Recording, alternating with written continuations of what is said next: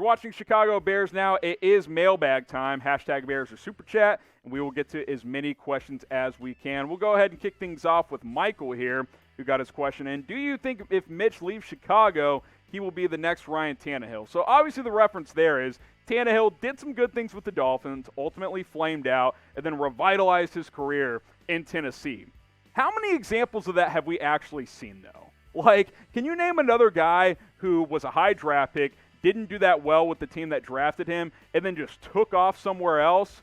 Like, it's been a great story for Tannehill. That doesn't really happen, though. Now, I think Trubisky, I've said it, I think he can be a decent level starter in the right situation, potentially even the Bears still. But to think he's going to take off and be a top 10 NFL quarterback, that's extremely rare. I can't think of a single example off the top of my head that that's happened with, except for Ryan Tannehill.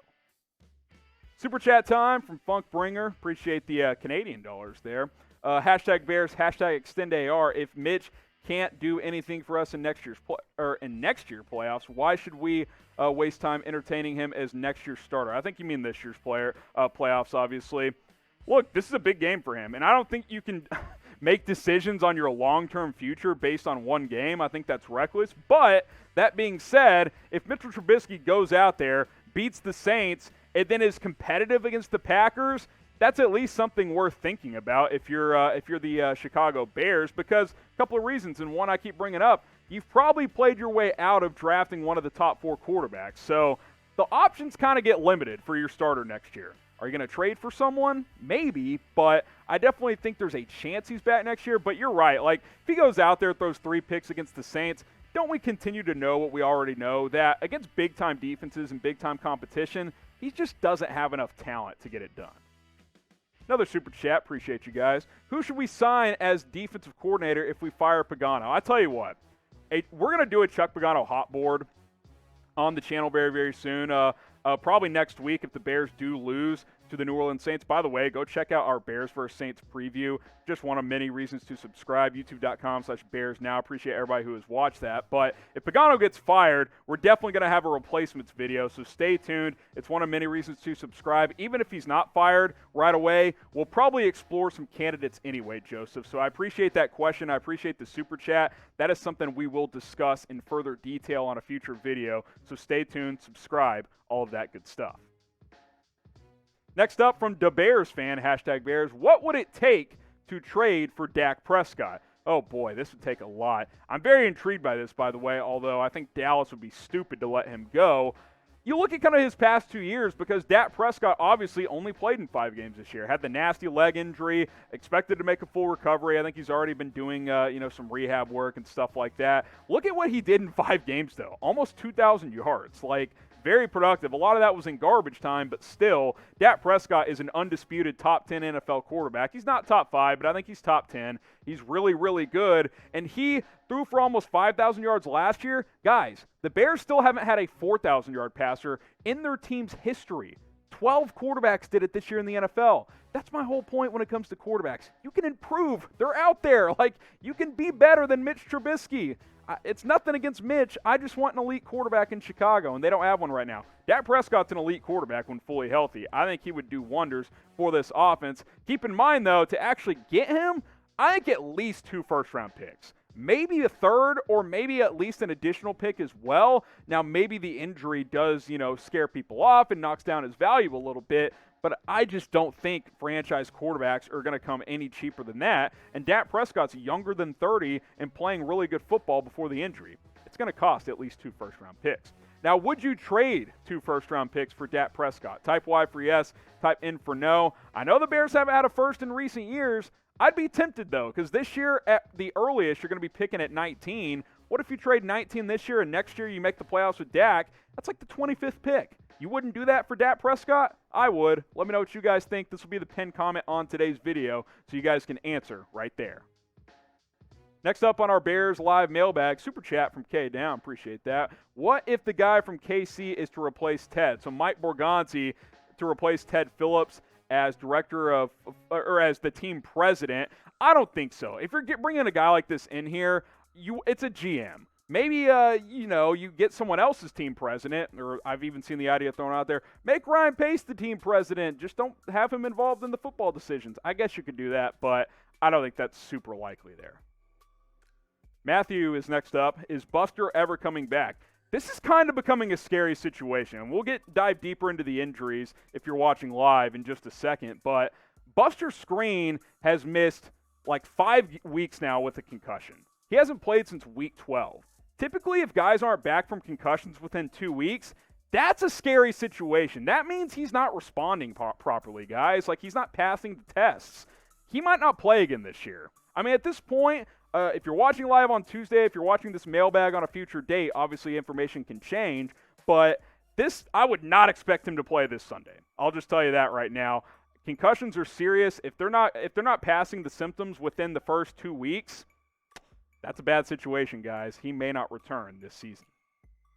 Benji Knowles, #Bears, which injury has the biggest impact for the playoffs? It's got to be Roquan, right? Because you can only focus on the upcoming game against the New Orleans Saints. He's got the elbow injury. If he can't go, Alvin Kamara is already a tough matchup. How are you going to guard him when he's running routes out of the backfield? Can't put a corner on him.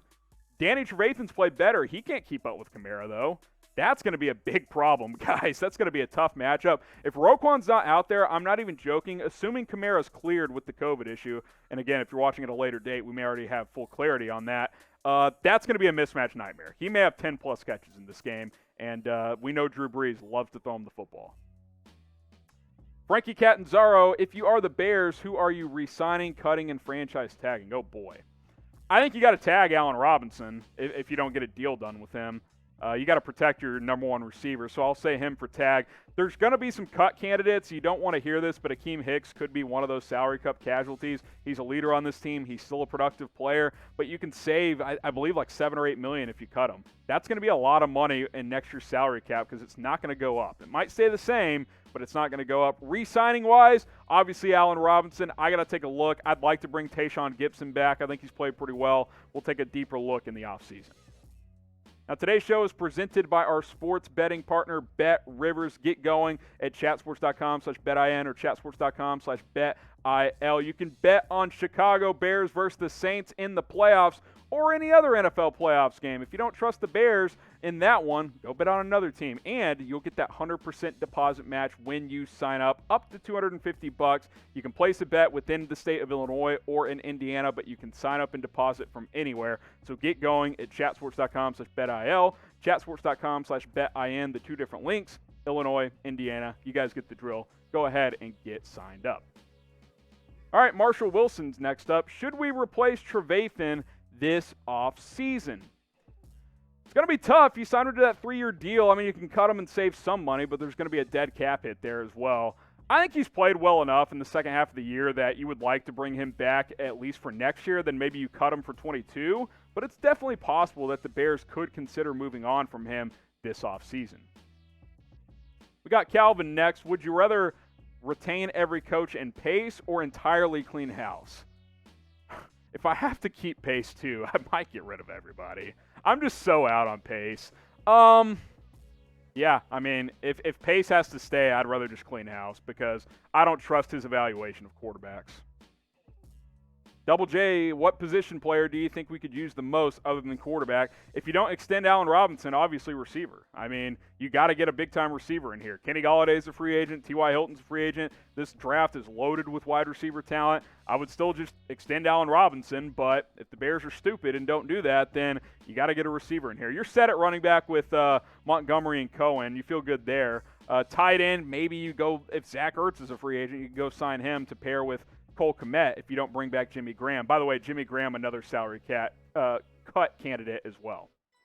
Get subscribed to the channel. We're closing in on 20,000 subscribers. We can get there with your help. Less than 800 away. If you love the Bears, win, lose, or draw, we plug out videos every single day. This offseason is going to be a ton of fun. Lots of rumors already buzzing. You know that with the coaching staff and obviously Ryan Pace, the quarterback position. It's going to be a roller coaster of an offseason, and we're going to be here for all of it. So get subscribed to the channel so you don't miss any of that. If you've already subbed, type S in the comments. We greatly appreciate it.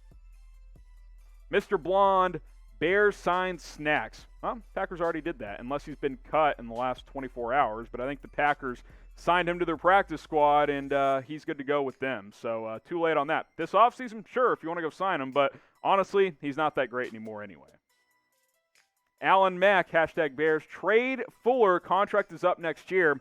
This is an interesting one because Kyle Fuller, the last month of the season, guys, gave up a passer rating of over 100 in each of the last 4 games. That's not good. He's been good overall this year, but the last month of the year, not great. Now, keep in mind, Screen and Johnson were out for those games, so, he's really the only guy out there who you trust, so more opportunities for offenses, but still, that's not a great look for a guy who played much better, and you could save some money by either trading or cutting him. Last one on this mailbag here, Nikki Gunter. Will Nall stick around after this season? Ryan Nall, I don't know. I don't care. He's like your number 3 running back, fullback guy. Who cares? Like, Tariq Cohen's coming back. I actually like Artavis Pierce. He did a couple of nice things in the reps he got. He got stuffed on his one carry against the Packers, but in the previous few weeks, he had that nice long touchdown run against the Jags. I like Artavis Pierce. I'd rather keep him. I think he's got a little bit more versatility. Nothing against Nall, but he just doesn't really move the needle for me.